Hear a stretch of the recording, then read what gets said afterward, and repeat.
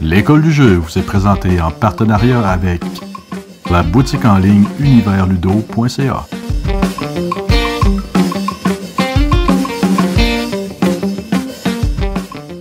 Hey, salut la gang, c'est JP et aujourd'hui j'ai décidé de vous proposer une vidéo quoi de neuf un peu spéciale. Pourquoi spéciale? Ben, premièrement, si vous êtes amateur de nos petites chroniques quoi de neuf, ben, vous savez qu'on les dépose souvent au début du mois et qu'on fait un retour sur le mois précédent, des expériences de jeu qu'on a eues, des événements ludiques auxquels on a participé. On vous parle aussi des vidéos à venir qu'on prépare, ce qu'on planifie faire. La vidéo quoi de neuf que je vous propose aujourd'hui est différente parce que je vous parlerai pratiquement pas de jeux. En fait, je vais vous parler de 3 jeux un peu plus tard vers la fin de cette vidéo, mais j'ai décidé de faire le focus pour ce quoi de neuf sur mon état de santé. Alors pour ceux qui ne nous suivent pas sur Facebook, peu importe la raison, c'est pas important, vous avez peut-être manqué, raté la nouvelle. Bon, c'est pas une grande nouvelle, là, mais peut-être que vous vous êtes demandé pourquoi ça faisait déjà 3 semaines que j'avais publié aucune vidéo. 3 semaines sans vidéo, pour moi, c'est pas normal. Alors, ben, en effet, c'était pas normal parce que j'ai appris que ça allait pas beaucoup côté santé. En fait, je l'ai appris à mes dépens, je l'ai ressenti et je me suis fait confirmer par les médecins par la suite. Alors, je vous fais un petit bilan de ce côté-là. Ça vous expliquera donc pourquoi vous m'avez peut-être moins vu sur la chaîne. Peut-être que ça a fait le bonheur de certains, peut-être le malheur de quelques-uns. Et ça vous donnera un peu là, un aperçu de mes dernières semaines, côté émotionnel, côté physique. Mais je vais quand même prendre le temps de vous parler de quelques jeux que j'ai eu l'opportunité d'essayer au mois de mars passé. Alors, je commence par vous parler de moi, si on veut. En fait, tout ça a commencé dans les environs de la mi-mars. Dans les environs du 16 mars, j'allais passer une fin de semaine à Montréal. Et j'ai été pris de maux de tête. J'avais l'impression que j'avais des pressions en arrière des yeux. Puis je suis vraiment pas un gars qui est susceptible aux maux de tête. J'ai jamais ça en temps normal. Et là, ça ne m'a pas lâché de la fin de semaine. Puis même la semaine qui a suivi, les maux de tête étaient là, étaient de plus en plus intenses. Mais je me bourrais de Tylenol, d'Advil pour faire passer ça. Et ça m'aidait pour le travail, tout ça. Et la semaine qui a suivi, dans les environs de mercredi le 28 mars, là, si je ne me trompe pas, j'ai commencé à faire de la fièvre pendant la nuit, le mercredi, le jeudi, le vendredi, la fièvre continuait, elle ne me lâchait pas, le samedi, le dimanche. Et là, ça faisait 5 jours que je faisais de la fièvre. Et ça inquiétait ma femme. Puis elle m'a dit, va donc à l'hôpital, tu vas en avoir le cœur net. Et moi, dans ma tête de gars, je me disais, si je prends assez de Tylenol, d'Advil, ça va atténuer mes symptômes, ma fièvre, puis c'est probablement juste une bonne grippe d'homme. Ça va passer, probablement que je suis dans mes derniers jours, mes dernières heures de symptômes comme ça, puis ça ne me servira à rien d'aller à l'hôpital. Dans ma tête à moi, j'allais passer des heures à attendre pour rien. Mais je suis allé quand même en me disant que ça allait rassurer ma femme. Et finalement, je suis resté à l'hôpital parce qu'ils ont regardé mes symptômes, m'ont examiné, ils m'ont dit « Ah, ça, on n'aime pas trop ça », m'ont fait passer des tests sanguins, ont collecté toutes sortes de résultats et ils m'ont gardé sous observation. Ils ont dit « Première des choses, tu es déshydraté. Ton corps a besoin d'eau. » Alors, ils m'ont injecté 3 litres de soluté pendant la nuit. Je ne sais pas si vous savez, mais si vous buvez, si vous ingérez 3 litres de liquide avant de vous coucher, je vous garantis que vous allez avoir besoin d'aller à la salle de bain plusieurs fois. Alors, ils m'ont examiné tout ça et le lendemain, plus tard dans la journée, ils m'ont laissé partir en me disant regarde, Jean-Philippe, c'est probablement une mononucléose ce que tu fais. On ne peut rien faire. C'est du repos. C'est du repos.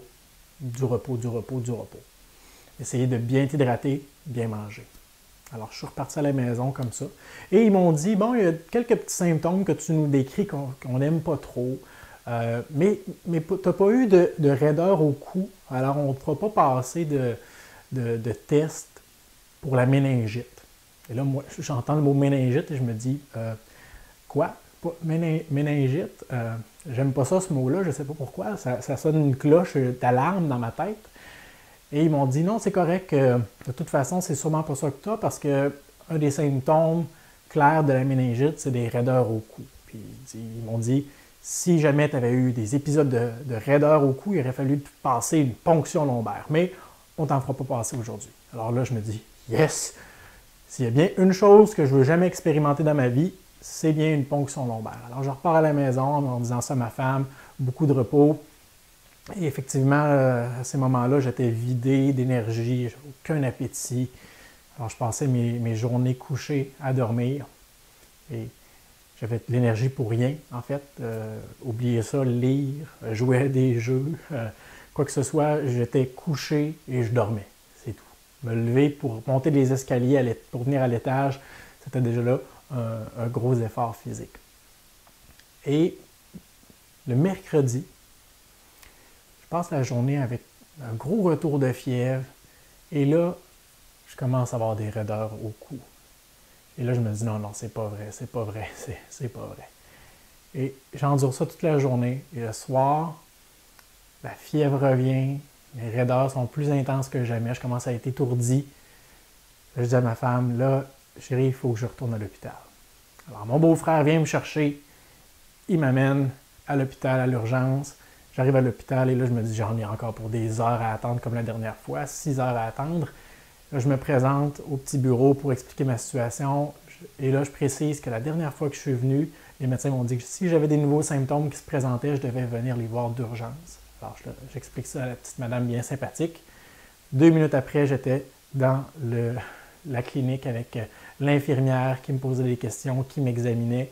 Et 10 minutes ensuite, j'étais couché sur une civière, de retour à l'urgence, avec un médecin qui avait mon dossier entre les mains, qui venait m'examiner, venait voir mon cou. Et il m'a dit la chose que je ne voulais pas entendre, « Monsieur Doyon, il va falloir vous passer une ponction lombaire. » Alors, dans les minutes qui ont suivi, on m'a préparé pour ça, préparé physiquement, parce que mentalement, jamais je n'aurais été prêt à cela.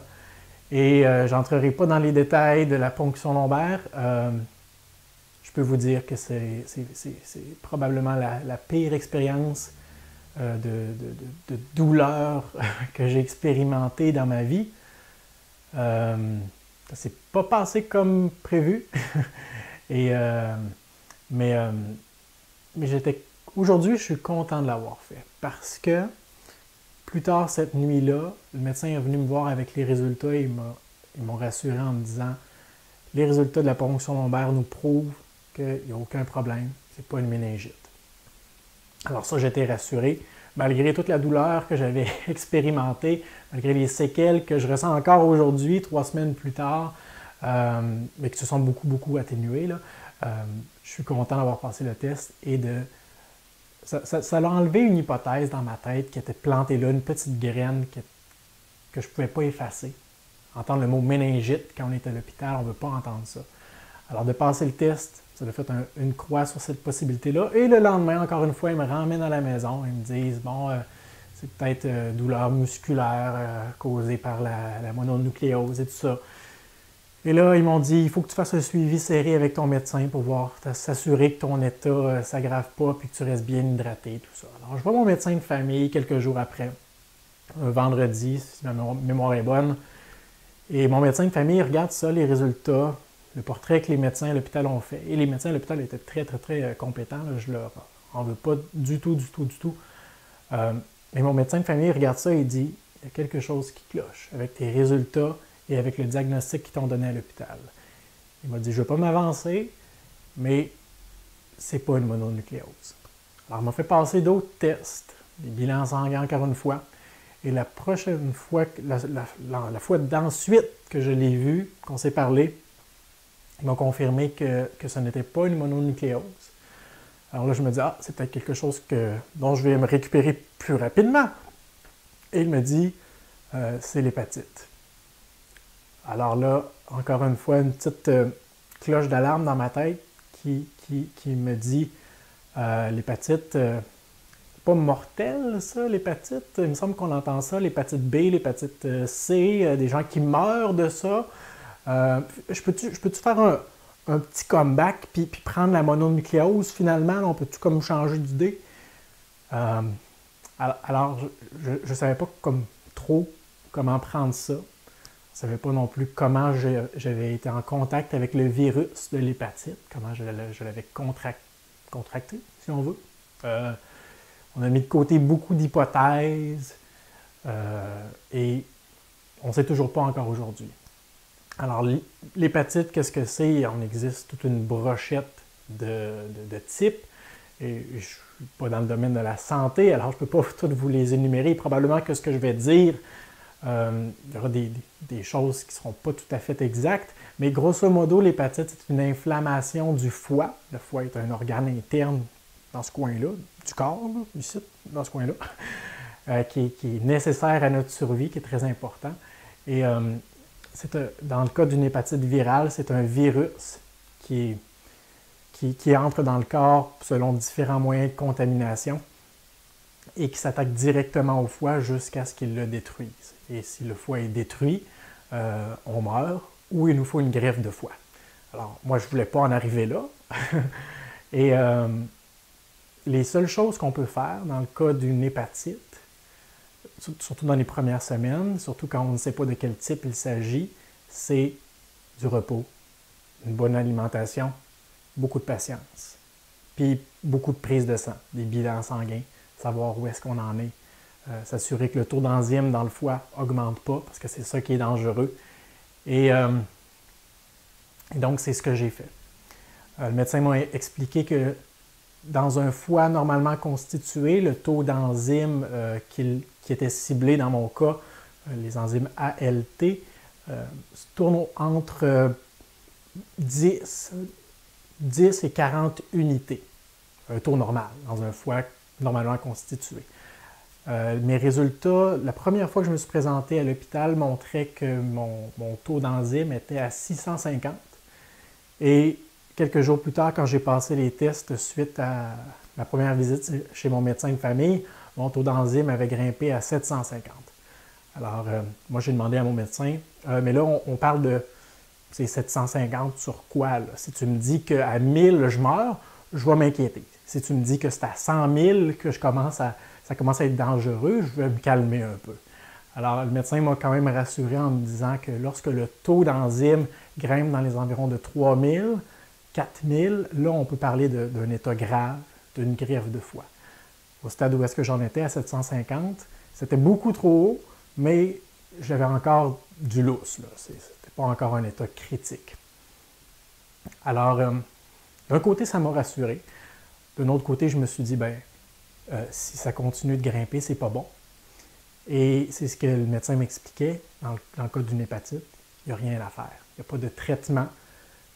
Il y a de la prévention qu'on peut faire, des vaccins que je vous recommande de prendre, mais il n'y a rien à faire.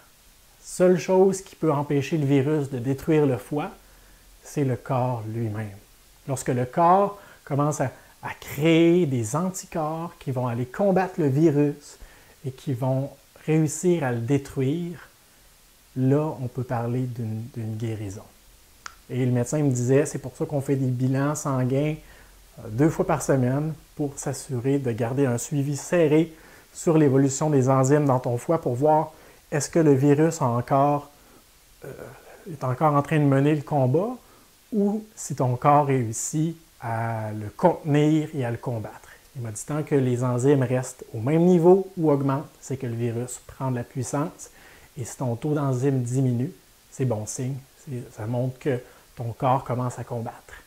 Et la semaine qui a suivi, je vais repasser des tests. Là, on parle de la semaine dernière. Le médecin m'a appelé pour me dire « Bonne nouvelle, ton taux d'enzyme a diminué de moitié. » Alors ça, c'était très encourageant de voir que je passais de 750 à 380, quelque chose comme ça. Et j'ai repassé les tests encore une fois au début de la semaine. Mon taux d'enzyme avait encore un peu diminué, mais pas beaucoup, mais c'est une diminution quand même. Et le médecin était très content de me dire « C'est bon signe, ton corps est en train de combattre. » C'est comme le combat ultime dans Seigneur des Anneaux, le 3e film, là, où est-ce que l'armée du Gondor affronte l'armée de Sauron, et là, ça se bat sur tous les côtés et tout ça, mais là, il y a un revirement de situation. En tout cas, je suis en train de divaguer, mais, mais c'était bon signe, c'est des bonnes nouvelles. Et ça explique un peu, parce qu'à travers tout ça, il y avait la contagion aussi. J'ai été mis en arrêt de travail immédiatement lorsque j'ai eu mon diagnostic pendant tout le mois d'avril. Et mis en quarantaine, même si j'étais à la maison. Il fallait que je fasse attention parce qu'on ne savait pas de quel moyen je pouvais donner le virus. Est-ce que c'est par la salive? Est-ce que c'est par le sang? Est-ce que c'est par... il y a différents modes de transmission. Alors, en ne sachant pas c'était lequel, ben, je devais être prudent sur tout. Alors, pas de visite, pas de contact physique, ni de contact direct avec mes enfants, avec ma femme, manger à des heures opposées des autres membres de ma famille, utiliser une salle de bain uniquement pour moi, mettre toutes mes affaires d'hygiène personnelle ensemble dans un coin. Beaucoup de précautions à prendre et toujours un stress de me dire je ne vais pas donner ça à quelqu'un. Je ne vais pas donner ça à quelqu'un sans le savoir non plus. Alors, et mon moral était assez bas, j'avais pas de motivation. Juste le fait qu'en 3 semaines, je n'ai pas joué à un seul jeu, ni lu un seul livret de règles, ça vous indique un peu à quel point mon niveau d'énergie était bas. Alors pour moi, faire une vidéo, c'était impensable. Avant aujourd'hui, il n'y a même pas une fois où je me suis dit « Ah, c'est vrai, cet après-midi, j'ai du temps. Je pourrais faire une petite vidéo. » Non, je n'avais pas l'énergie, je n'avais pas la motivation pour faire ça. Je peux dire que depuis quelques jours, ça remonte. Ça va mieux. Ma femme et moi, on a joué à notre premier jeu en 3 semaines il y a quelques jours, Fog of Love. J'ai la boîte ici, je peux vous la montrer. C'était pas prévu. Fog of Love, excellent jeu. Une belle surprise pour nous, un jeu qui joue seulement à 2. J'ai écrit d'ailleurs un article pour présenter le jeu sur Passion Board Games. Vous irez jeter un petit coup d'œil à ça si ça vous intéresse d'en apprendre plus sur le jeu. Mais tout ça pour dire que c'était pas des vacances. J'ai pas décidé de prendre des vacances de travail, des vacances de faire des vidéos. C'est quelque chose que je veux faire, c'est quelque chose que j'aime faire, mais j'avais même plus l'énergie, la motivation pour faire les choses que j'aime. Ça en dit long. Mais aujourd'hui, je me sens mieux. Pendant toute la semaine, je me suis senti mieux. Et je pense que tranquillement, je vais essayer de réintégrer la routine, commencer à faire des vidéos, commencer à sortir un peu à l'extérieur en faisant attention, voir des gens, rembarquer dans la routine sans y aller du tout, sans vraiment passer d'une journée de repos à une journée de... Je fais comme je faisais il y a 3 semaines, je plonge dans la même routine, dans les mêmes obligations, ça serait trop. Mais tout ça pour vous dire que dans les prochains jours, les prochaines semaines, vous allez me voir réintégrer la chaîne. J'ai d'ailleurs possiblement ma prochaine idée de vidéo que je veux vous présenter. Je pourrais vous donner un petit scoop, un petit spoiler tantôt à ce sujet-là. Et tout ça aussi pour dire que ça va mieux, que je suis en train de monter la pente. Je sais pas, je suis sur... il y a une expression pour ça, là, mais je l'ai comme... Ça m'échappe. Mais ça va mieux. Alors, ce sont des bonnes nouvelles. OK, là, j'ai comme parlé très longtemps, beaucoup plus longtemps que je pensais que j'allais parler là-dessus. Alors, on close cette section. Et maintenant, je vous parle de 3 jeux que j'ai eu la chance d'essayer au mois de mars. En fait, j'avais une liste ça de longue pour vous de toutes les expériences de jeux que j'ai fait pendant le mois mais je me suis dit, rendu là, à la mi-avril, c'est plus très à jour. Alors j'ai décidé de vous présenter les 3 jeux qui m'ont étonné le plus, mes 3 grandes surprises du mois de mars. Alors premièrement, il y a évidemment un jeu que j'ai présenté sur la chaîne, et si j'avais eu l'énergie pour faire partie du segment coup de cœur du professeur Board Game, ça aurait été le jeu coup de cœur que j'aurais choisi pour le mois de mars, Pulsar. Alors c'est un jeu que j'ai déjà présenté sur la chaîne, vous pourrez aller jeter un coup d'œil si ça vous intéresse. Ça a été aussi l'une de mes suggestions de la semaine, vraiment un excellent jeu de draft, de dés, sélection d'actions, super excellent. Un autre jeu que j'ai eu la chance d'expérimenter vers la fin du mois, là, quelques jours avant que je tombe plus malade, il s'agit des Demeures de l'épouvante, 2e version. Je ne sais jamais de quel côté je devrais mettre la boîte, on va y aller de ce côté-ci. Alors une grosse boîte très épaisse, parce qu'il y a plein de figurines, il y a plein de tuiles là-dedans, plein de cartons. C'est un jeu de coopératif qui a introduit une application, l'application qui va jouer le rôle du maître du jeu, super bon. Vraiment, j'ai été étonné. Un bon niveau de difficulté aussi. J'ai bien pensé que le premier niveau, le premier scénario, qui est en fait un espèce de scénario d'introduction, qui devrait être, entre guillemets, plus simple, plus facile, j'ai bien pensé pendant quelques instants que j'allais carrément passer à côté, que j'allais mourir lamentablement. Mais vraiment, j'ai beaucoup apprécié mon expérience. J'ai bien hâte de voir les prochains scénarios. Je suis un petit peu découragé pour le niveau de difficulté, là. Mais peut-être qu'en fait, peut-être pas parce que c'est trop difficile. C'est parce que il y a une intrigue, il y a quelque chose qu'on veut faire, mais on ne sait pas c'est quoi notre objectif au début de la partie. Comme là, mon objectif, tout ce que je savais au début du scénario, c'est il y a quelque chose qui se passe dans le manoir. Vous devriez trouver le majordome pour l'interroger. Et j'ai jamais trouvé le majordome parce que il s'est fait tuer tout de suite au début. Et au lieu d'allumer avec tous les indices que j'ai récupérés, qu'il y avait quelque chose qui se tramait dans le jardin, par exemple, et que je devais me rendre au jardin le plus rapidement possible, moi, j'explorais la maison, toutes les pièces, pour voir, qu'est-ce qui se trouve là? Il y a peut-être des objets intéressants ici. Et à un certain point, il est possible que ça soit trop long et qu'il y ait un événement, je ne veux pas en dire trop, là, mais il y a peut-être un événement qui va arriver, qui va faire en sorte que si le joueur ne l'a pas prévenu, ne l'a pas empêché, on perd automatiquement. Alors, c'est peut-être plus ça qui m'a mis dans le pétrin, le fait que j'ai pris mon temps, que j'ai exploré, regardé un petit peu la décoration du manoir, au lieu de me dépêcher à trouver quel était mon objectif. Évidemment, le 3e jeu que je vais vous présenter, c'est pas vraiment un jeu, c'est 3 jeux dans un concept. C'est la série Exit. Alors moi, je suis déjà un grand fan des Unlock. Là, je viens de recevoir la 3e boîte, le dernier Unlock, et je n'avais pas encore essayé les Exit avant le mois de mars. Et on se les est tapés, là, les 3, en fait, ces 2-là la même soirée, et celui-là une semaine ou 2 par la suite. Et franchement, très intéressant comme concept, très différent de Unlock aussi. Je dois dire que celui qu'on a le moins apprécié, c'est le laboratoire secret.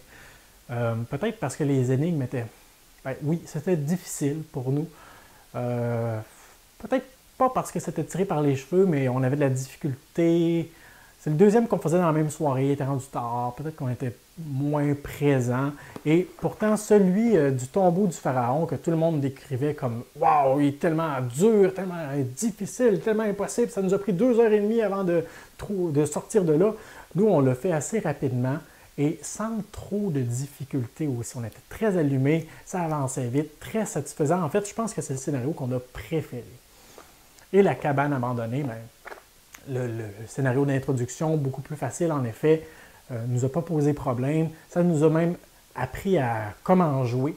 Alors, super, mais cette série-là, franchement, il va falloir que je m'informe au sujet des prochains titres et que je les expérimente aussi.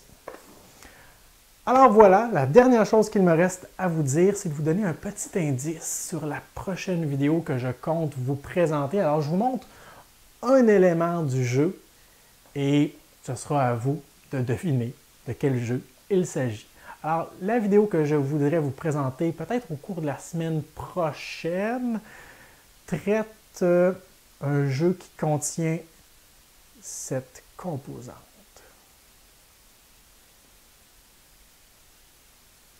J'en dis pas plus. Alors, merci de m'avoir écouté et c'est tout. Je vous dis à la prochaine.